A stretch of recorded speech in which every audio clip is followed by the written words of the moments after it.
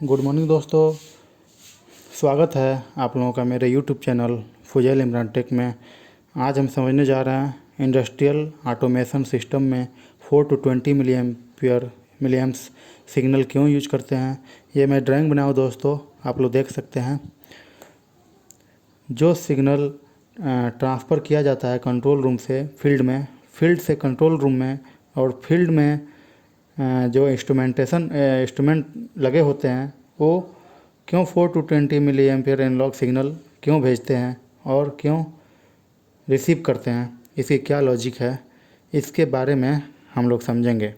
Field में कोई instrument लगा है, फील्ड में हमारे फिजिकल क्वांटिटी हैं, ठीक है। फिजिकल क्वांटिटी हम मान लेते हैं, लेवल है, प्रेशर है, टेम्परेचर है, फॉलो है।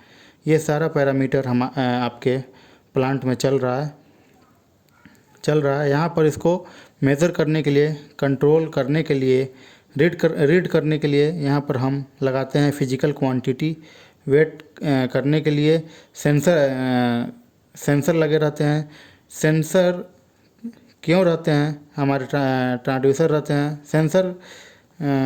सेंसर क्या रहते हैं, वो हमारे ट्रांसड्यूसर होते हैं। और ये क्या करते हैं ट्रांसड्यूसर फिजिकल क्वांटिटी को इलेक्ट्रिकल सिग्नल में कन्वर्ट कर देते हैं। अब इलेक्ट्रिकल सिग्नल जो रहता है आपके वोल्टेज के रूप में वोल्टेज आपका ये कन्वर्ट होगा, जो रहता है 1 to 5 वोल्ट तक सिग्नल। अब यह सिग्नल जो इसके हम कंट्रोल रूम भेजते हैं, सिग्नल भेजने के लिए यूज करते हैं ट्रांसमीटर का। ट्रांसमीटर आपका डिपेंड करता है किस तरह का ट्रांसमीटर रहेगा वहाँ पे, वो डिपेंड करता है। जैसे आपका टेम्परेचर सेंड करना है तो आरटीडी चाहिए, फॉलो है तो फॉलो ट्रांसमीटर रहेगा। जो लाइन रहेगा उसके अकॉर्डिंग ट्रांसमीटर रहेगा, कौन सा लाइन में कौन सा लगाना है उसके अकॉर्डिंग ट्रांसमीटर आपका रहेगा दोस्तों। अब ये सिग्नल लॉन्ग डिस्टेंस में एक कंट्रोल रूम बना रहता है, CR कंट्रोल रूम। अब कंट्रोल रूम में क्या रहता है, PLC कार्ड रहते हैं, और कार्ड के अंदर आपका एनालॉग कार्ड के डिजिटल इनपुट आउटपुट रहते हैं। इसके बाद यहाँ DCS सिस्टम रहता है, स्काडा रहता है। आप लोग फिगर में देख सकते हैं, थोड़ा सा मैं बनाया हूँ, पूरा नहीं बना पाया हूँ। स्काडा रहता है जिसमें इसका हम ओवरव्यू करते हैं।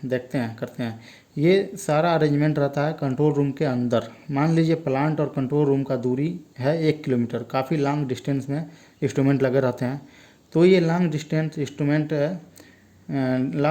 इंस्ट्रूमेंट है और प्लांट से वोल्टेज सिग्नल सेंड करेंगे कंट्रोल रूम के लिए। तो पहली बात ये कि वोल्टेज सिग्नल ड्रॉप हो जाएगा, क्योंकि ड्रॉप हो जाएगा अगर सीरीज में कोई रेसिस्टेंस आएगा, निश्चित ही वोल्टेज ड्रॉप होगा। अब कंट्रोल रूम से कमांड देना है इंस्ट्रूमेंट के लिए, वह देंगे केवल कुछ वायर है, उसमें कुछ रेजिस्टेंस वोल्टेज ड्रॉप होगा, वायर के थ्रू भी रेजिस्टेंस ड्रॉप होगा, वोल्टेज ड्रॉप होगा।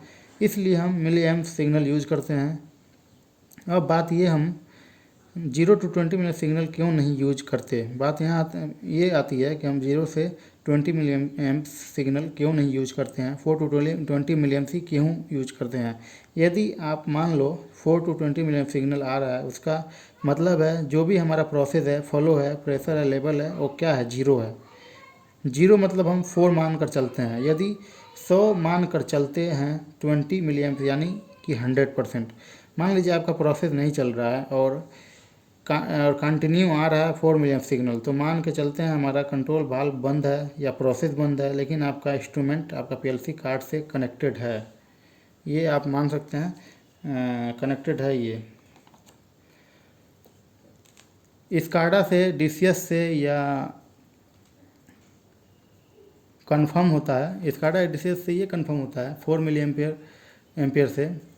और यदि 4 की जगह 0 to 20 यूज करते हैं तो ये क्लियर नहीं कर पाते हैं कि हमारा इंस्ट्रूमेंट कनेक्ट है या केबल कहीं शॉर्ट है, कंट्रोल वाल्व क्लोज है, दूसरा इंस्ट्रूमेंट भी क्लोज हो सकते हैं, लेवल 0 है।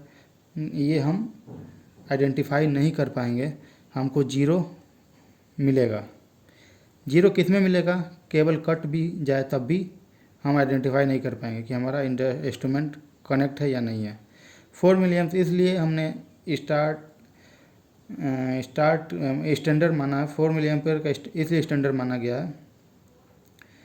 4 मिली एम्पेयर सिग्नल आता रहेगा तो हमको पता चलेगा हमारा लूप है जो प्रॉपर वर्क कर रहा है, प्रॉपर वर्किंग कंडीशन में टेस्टेड है। इसलिए 4 मिली एम्प से 20 मिली एम्प सिग्नल का यूज करते हैं। अब 4 to 20 मिली एम्प ही क्यों यूज करते हैं, वोल्टेज क्यों नहीं यूज करते हैं, उस बारे में हमने आपको बता दिया। वोल्टेज जो है वो ड्रॉप हो जाता है। वोल्टेज जो ड्रॉप हो जाता है सीरीज में, इस कारण हम लोग 4 to 20 मिली एम्प सिग्नल का यूज करते हैं। चूँकि करंट जो है सीरीज में सेम रहती है, जबकि पैरेलल में करंट बढ़ती है, जबकि वोल्टेज आपका क्या रहता है सीरीज में, आपका डबल रहता है। पैरेलल में सिग्नल रहता है।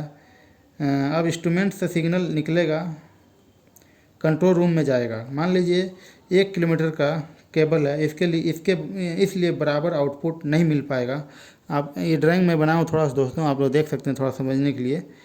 जो आपका वोल्टेज सिग्नल रहता है उसको क्या करते हैं 4 to 20 मिली एम्पियर के रूप में कन्वर्ट करते हैं। कन्वर्ट करने के लिए हम क्या करते हैं 250 ओम का रेजिस्टेंस यूज करते हैं। वो आपका ट्रांसमीटर में भी रहता है, आपके कार्ड में भी रहता है। जो रेजिस्टेंस यूज करते हैं वो आपके कार्ड में भी रहता है।